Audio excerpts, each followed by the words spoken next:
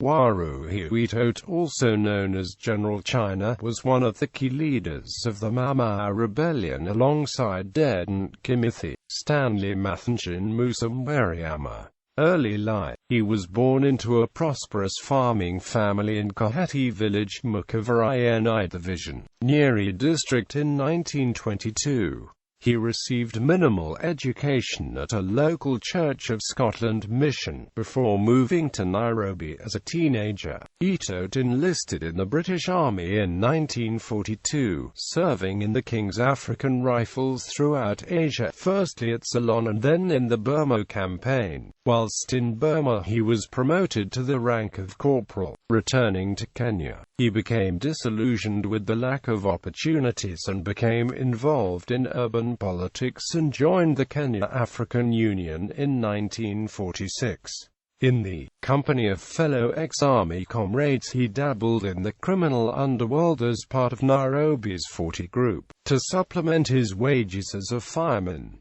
Mau Mau. In 1950, Itote took the Mau Mau oath, and subsequently became responsible for oathing and was an executioner of traitors. As the police began clamping down on Mau Mau activities in 1952, Itote moved to the forests of Mount Kenya with a band of followers to begin his insurgency. From here Itote began a wave of attacks on white settler farms in Nyeri and targeted loyalists to nearby villages. He soon gained a reputation as a skilled commander with an ability to organize. Itote was captured by British troops on the 15th of January 1954. He was represented at his trial by the prominent Asian lawyer A.R. Kapila. Itote was found guilty and sentenced to hang. However, following a deal instigated by Ian Henderson, Itote agreed to cooperate with the government and negotiate an end to the uprising in return for his life. The cooperation of Itote led General Erskine to bring Operation Anvil to a close.